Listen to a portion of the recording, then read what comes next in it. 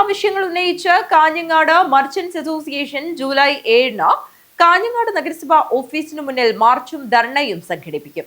Taxi സ്റ്റാൻഡുകളുടെ എണ്ണം നിജപ്പെടുത്തുക, bus സ്റ്റാൻഡിൽ ഫുട് over bridge എത്രയും പെട്ടെന്ന് സ്ഥാപിക്കുക തുടങ്ങിയ വിവിധ ആവശ്യങ്ങൾ ഉന്നയിച്ചാണ് മാർച്ച് സംഘടിപ്പിക്കുന്നത്.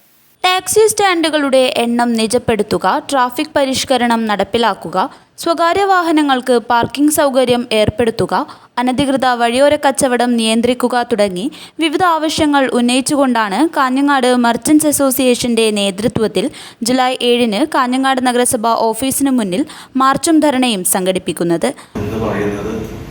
കേരളത്തിൽ തന്നെ അറിയപ്പെടുന്ന വ്യാപാര മേഖലയിൽ നിറഞ്ഞു നിൽക്കുന്ന ഒരു വാണിജ്യ സ്ഥിര കേന്ദ്രമായിരുന്നു നമ്മുടെ കാഞ്ഞങ്ങാട് പട്ടണം എന്നുള്ളത്.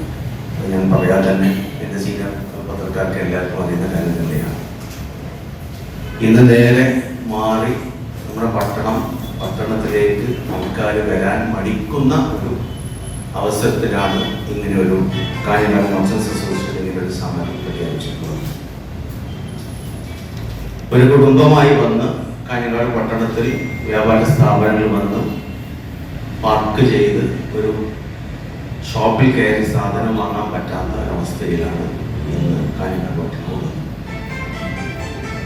പല തവണ വ്യാപാരികളാവട്ടെ മറ്റു സന്നദ്ധ സംഘടനയാവട്ടെ ഇതിൻ്റെ അധികാരികളുമായി സംസാരിച്ചിട്ട് പല പരാതികൾ കൊടുത്തിട്ടും എവിടെയും കിട്ടാത്തൊരവസ്ഥയാണ് ഉണ്ടായിരുന്നത്.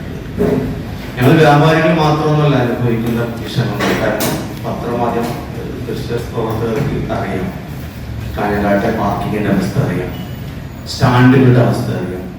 ഒരു ചെറിയൊരു മഴ വന്നാൽ ഇവിടെ വെള്ളം കെട്ടി നിൽക്കുന്ന അവസ്ഥ എല്ലാവർക്കും അറിയാം. വ്യാപാരി വ്യവസായി ഏകോപന സമിതി സംസ്ഥാന vice president K Ahmed Sharif മാർച്ചും ധർണയും ഉദ്ഘാടനം ചെയ്യും. വാർത്താ സമ്മേളനത്തിൽ Kanhangad merchant association president C K Asif, general secretary Mahesh P, treasurer Metro Asif, senior vice president Aishwaryakumaran, Sameer Thofa, Sameer design, Shareeq Kammadam, Sharif frame എന്നിവർ പങ്കെടുത്തു. News bureau, Kanhangad.